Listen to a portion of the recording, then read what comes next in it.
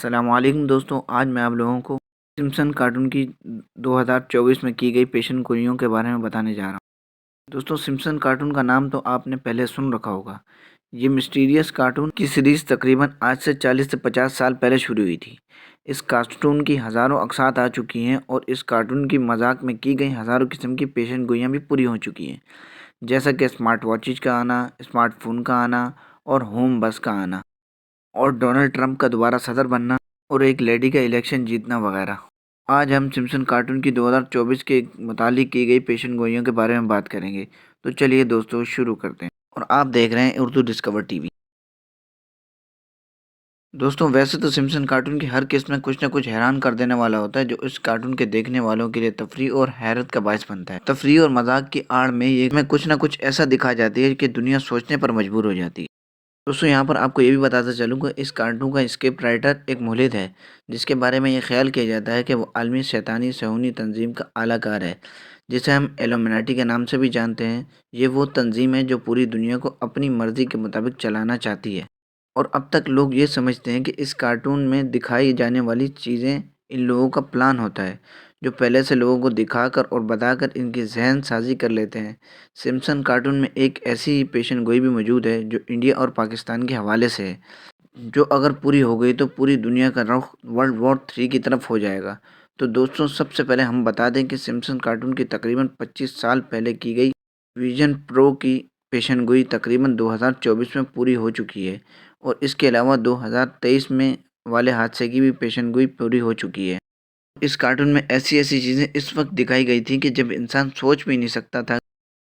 اڑنے والی کاروں کا مارکیٹ میں آنا، اور اب یہ مارکیٹ میں بھی آ بھی چکی ہیں، اور جلد ہی کمرشل بنیادوں پر ان کا استعمال بھی شروع ہو جائے گا،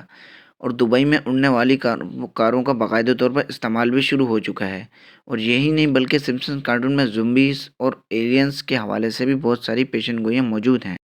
اور اس کی اب تک کی ہزاروں اقساط دکھائی جا چکی ہیں، اور ہر قسم میں کچھ نہ کچھ ایسا چونکا دینے والا ضرور موجود ہوتا ہے۔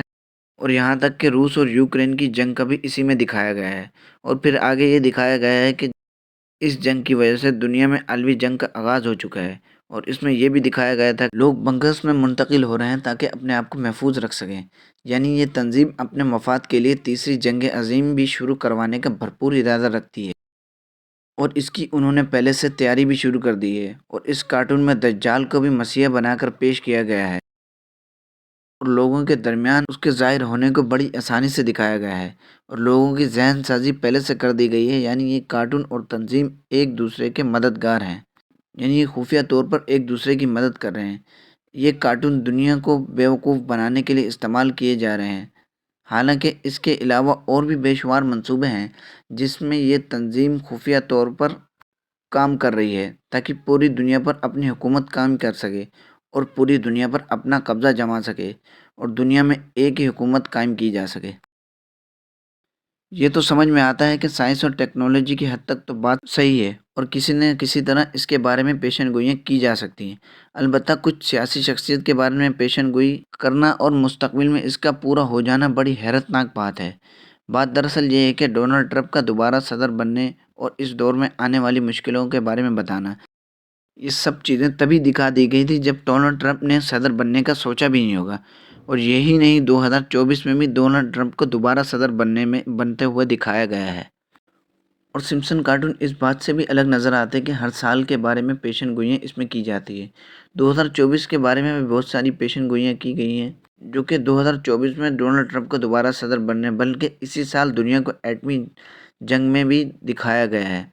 2024 میں انڈیا اور پاکستان کے لیے بھی ایک کلپ موجود ہے، جو اس چھوٹے سے کلپ میں دکھایا جا رہا ہے۔ اس کلپ کے اندر یہ کردار جو کہ ویل چیئر پر بیٹھا ہوا ہے، اس کے ہاتھ میں ایک اخبار دی جاتی ہے، اور اس اخبار کو پڑھتے ہوئے کہتا ہے کہ انڈیا نے پاکستان پر ایٹمی حملہ کر دیا، اس سے تو پاکستان کو ایک جلا ہوا کیک بن جائے گا، اور ہنستے ہوئے کہتا ہے کہ اور اس طرح کا جلتا ہوا کیک ایٹمی حملے میں نے آج تک نہیں دیکھا۔ یعنی اس کلپ میں پاکستان کو انڈین نیوکلیئر حملے میں تباہ و برباد دکھایا گیا ہے، اور یہ کلپ اس وقت کا ہے جب انڈیا تو ایٹمی طاقت بن چکا تھا، لیکن پاکستان میں ابھی اپنی ایٹمی صلاحیت کو دنیا کے سامنے نہیں رکھا تھا، اور اس کے کچھ عرصے بعد ہی پاکستان نے اپنی ایٹمی صلاحیت کا اظہار کیا، اور اب انڈیا اور پاکستان دونوں ہی ایٹمی طاقت ہیں، اور اب اگر یہ دونوں ایٹمی طاقتیں حملہ کرتی ہیں تو پھر پوری دنیا جنگ کی لپیٹ میں آ جائے گی،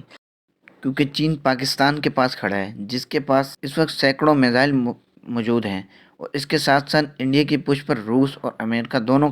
کا ہاتھ ہے، اور امریکہ اور روس دونوں آپس میں دشمن ہیں۔ اس لیے اگر یہ دونوں ملک جنگ کرتے ہیں تو دونوں ملکوں کی جنگ نہیں رہے گی، بلکہ پوری دنیا میں یہ جنگ پھیل جائے گی،